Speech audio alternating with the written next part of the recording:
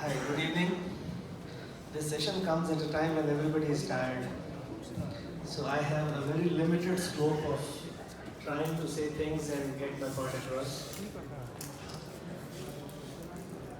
Medical tourism is a very misunderstood term. The moment we talk of medical tourism, people start talking about cross-border movements, which is not the case. Over 80% of medical tourism across the world is intra-border. It is not cross-border.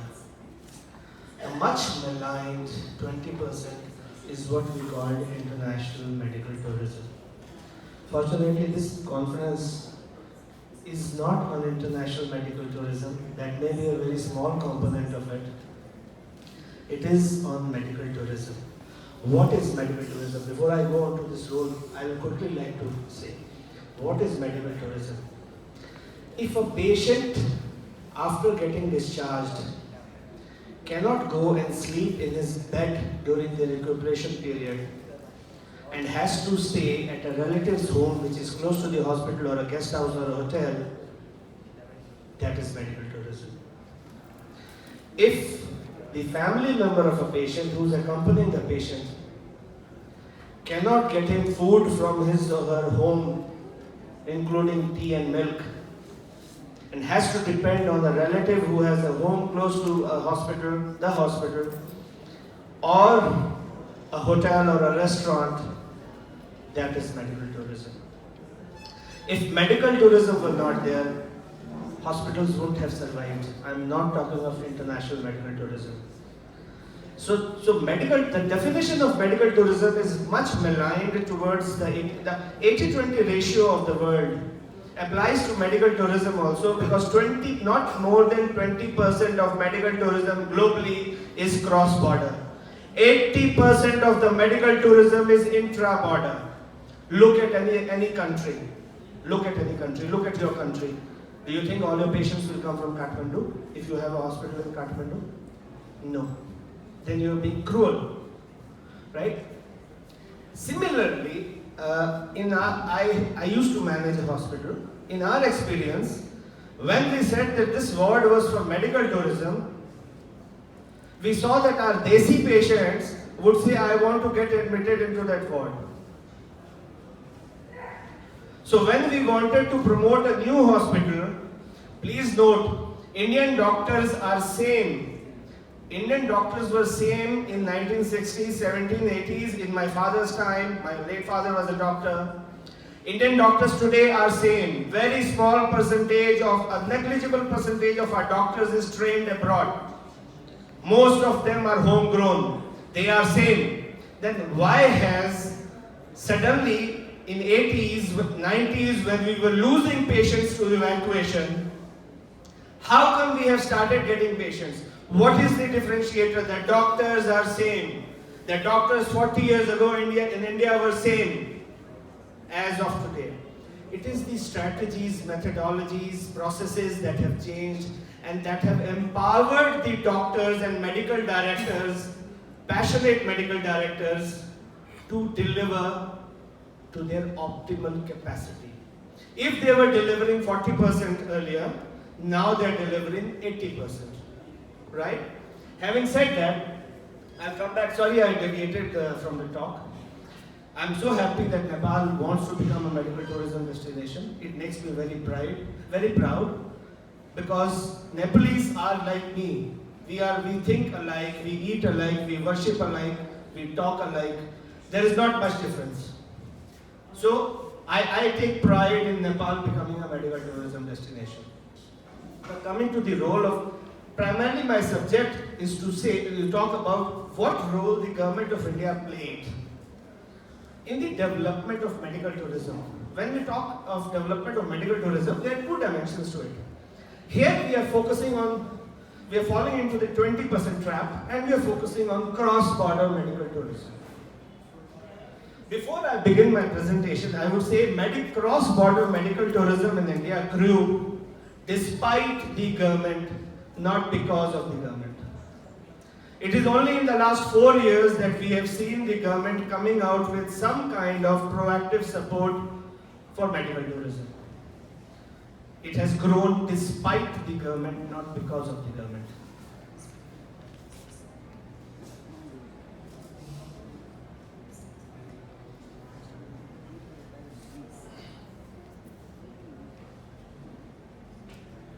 Yeah. Okay. So what does, going back, the title of the presentation says, Role of Government in Medical Tourism Development and Experience of India from the Private Sector Perspective. Now, what do we look for from the government? We look for support. What is support? Support in verb form means carry all or part of the weight or give help, encouragement or approval to. We got none of it from our government till 4 years ago. It developed because we were trying to make money out of it, and the effort to make money was getting translated into enhanced investment in the hospital infrastructure, and eventually it ended up making our market consumer driven. Please understand, before 2000, the healthcare in India was not consumer driven, it was provider driven. After 2000, it became consumer driven. And anything that goes consumer driven, I as a provider, I'm also a healthcare service provider, I as a provider am forced to dance to the needs of the consumer. Unless that takes place, healthcare doesn't mature. It will never mature. That is our experience in India. So, we should look to government for support. But I'm seeing a great movement in Kathmandu. This is my first trip to Nepal. I'm seeing some great hospitals that are eye-openers. If we continue doing what we are doing, probably in 5 to 8 years, you would really be there. Now, coming back to the role of government, there are likely broadly there are 3 stages that the government is going to support you. One is pre-arrival, one is post-arrival, one is post-departure. If you look at it, I have consciously stayed away from legislation, tax breaks, etc., etc. I do not mention it anywhere. We still do not have tax incentive on international or domestic medical tourism in India. We still do not have. There is a 5% export payback that is available, but that is available to all export houses. It is not specific to healthcare. That is why I am repeatedly saying that we have grown despite the government, not because of the government. And this you will see is mostly except for a few countries, it is the case in most of the geographies where healthcare has developed. I will not compare a city-state with India. I will not compare an apple with orange. We are growing. We are a country of 1.3 billion people, and we are growing. So we are almost about to surpass China and in population, and our land mass is probably 1/5 or 1/4 of China. If we are still not dying like mosquitoes, we have a very good healthcare, whether it's in the village or in the metros. We are still growing. So now in pre-arrival, there is market development, there is patient assistance. Market development would be like this exhibition has been organized. If the government could extend subsidies to the participating hospitals, if government could subsidize the stalls that the hospitals have bought, if government could somehow subsidize because that is for medical tourism, that is market subsidy. That is something that government of India is doing now. It has been doing now. Organizing skill development trips and courses to India from target markets for doctors and other medical and non-medical staff from target market. Now this is a very critical aspect of the government support. To this day, a foreigner cannot get trained in India as a doctor or a postdoctoral. There is a huge complicated procedure following which after a few years, few foreigners can get admitted if it's a government-to-government transaction. But a foreigner cannot get, this is the biggest roadblock that the government of India creates. People who come to India for training come for observer training. They are not hands-on training. It is not allowed. It is illegal. It requires a whole lot of government approvals that do not come through. It is the most critical aspect of developing medical tourism, because medical tourism is again very vastly misunderstood term. What is medical tourism? Medical tourism is service delivery, that is occupying the mind share of the target audience. In this case, it is the doctor in the target territory. Tomorrow that doctor, if that doctor grows and becomes a self-dependent surgeon or intervention physician or non-intervention physician, he is always going to be grateful, and you are still going to get some kind of credit out of it. That is also medical tourism. Just sending patients from one country to another, or one state to another, or one city to another is not just medical tourism. Yes, it is the largest part because it is easy money. But medical tourism is a vast thing, and if followed and supported properly, it will help your domestic market grow. Medical tourism is the icing on the cake. You do not serve the cake without icing. It is tasteless. You may serve it, people would say, no, give us icing. Medical tourism can never be the cake. The cake will always be your domestic patient, but it is the most critical icing which makes it tasty. Now, how you handle it is for your government and for your doctor community and for your hospital administrative community to sit down and decide. So when these skill developments are organized and government supports it, you develop linkages. You can go there and operate, as somebody on the stage or somewhere earlier was saying, you can go there and operate and train them and come back after 2-3 years, or stop going after 2-3 years when they've developed. You would still be part of that equation. The government of that country will be extremely grateful to you. Don't stick on. Do and come back. Don't continue to stay there. And that's very critical part of medical tourism. Encouraging exchange of medical experts and expertise between the countries. It's the extension of the same point, but it is not training. It is the exchange on equal par. Something we know, something you know, something we don't know, something you don't know. Hypothetically, all across the world. The last point is very important. Let us understand, the intermediary is the most undesirable component of the whole life cycle. You cannot do away with it. If you cannot do away with it, it is better to get hold of them and regulate them. Create a framework of some kind of legislation so that they need to operate in those boundaries. A very small number of those intermediaries are going to be ethical. Vast majority is not going to be unethical because they do not have a personal stake in treatment. Right? So it is very important, instead of trying to wish away the intermediaries, the government should come out and create a framework of law. Any violating intermediary goes to jail. Why not? So these were largely the market development thing. Then there is simplifying the visa regime.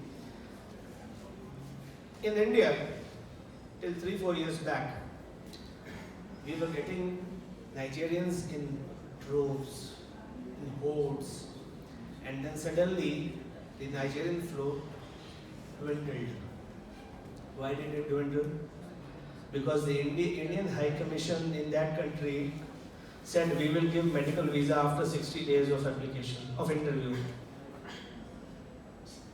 We suddenly saw a whole lot of Nigerian medical flow going to Dubai. We had our Indian doctors today. Our Indian doctors run most of the UAE hospitals. We had suddenly all of them going because the visa regimen was very easy for Dubai. So the same treatment that was being done here is now being done in Dubai. It is very important for government to simplify the visa regime for patients. If they don't do that, it won't arrive. In your country also, the visa regime, I mean in India doesn't need a visa. So patients from Bihar, Eastern UP, your neighboring areas will certainly can just drive in. Or parts of West Bengal or whatever, XYZ. But if you want other countries to come in, you need to have a very dynamic visa regime. Very dynamic. Post-arrival support. In India, we face a problem. If you came by chance, if you came on a tourist visa and you belong to a certain geography, I will not take the name, the government would send you back and ask you to come again on medical visa. It was in certain geographies they said we will not give attendant visa, we will only give medical visa to the patient, the attendant has to travel as on the tourist visa. We took it up very strongly with the government, things were changed. So you have to have, even in post-arrival, you have to have a very helpful visa syndrome. If somebody comes to Nepal and falls ill, you should not send him back, please get medical visa and come back. You should have mechanism for validation by authorized doctors to certify that yes, this person needs treatment, admit him and then work on the conversion of visa. Of course, strong legislative framework is required for that. But that legislative framework has to be extremely patient friendly. Please understand, unless you put the patient first, all your buildings will rot. All your hospital buildings will rot, they will come to a naught, zero. So everything has to be where you put patient first, where it has to be a consumer-driven market, period. So simplifying, the government is doing it now. The last 4 years is a different legal mechanism in India. It is changing. We are grateful to that. Post-departure support. Post-departure support. This is the most critical aspect. When serious ailments are handled, medical tourism should only happen for serious ailments. It should not happen for a lot of things which should be handled locally. Even though serious ailments should eventually graduate. But this first point is very critical. You cannot send medicines from India to the patient. It is illegal. Courier will not carry it. Those brands are not available in target areas. I'm not talking of Nepal. We have similar regimen. But in other areas, you don't have those brands available. Patient is running from the pillar to post, and the hospitals and doctors are scared to send medicine because they may end up on the wrong side of the law. There has to be, after the patient has gone back from Nepal for treatment, the way you guys are growing in 5-8 years, if you continue doing what you're doing in 5 to 8 years, you're going to be a big name. But these things can make you stumble. So once the patient goes back, there has to be a mechanism, there have to be tie-ups with the receiving country to ensure that medication can be delivered legitimately. Let there be legal frameworks, let there be validation, but it cannot be delivered today from India. It still cannot be delivered. Sorry to interrupt. Mr. Singh, can you sum up, please? 2 minutes, sir. You gave me 20 minutes. Yes. We are not watching the time. Okay. Sorry. So again, post-care facilitation, there have to be some connects between the target doctors, local doctors, and of course information centers, etc. Those are standard things. So I'll just go. To conclude, if you put the patient on high priority and facilitate pre-arrival, post-arrival, and post-departure procedures of the patient, it will work. Otherwise, it won't. Thank you. Sorry, sir.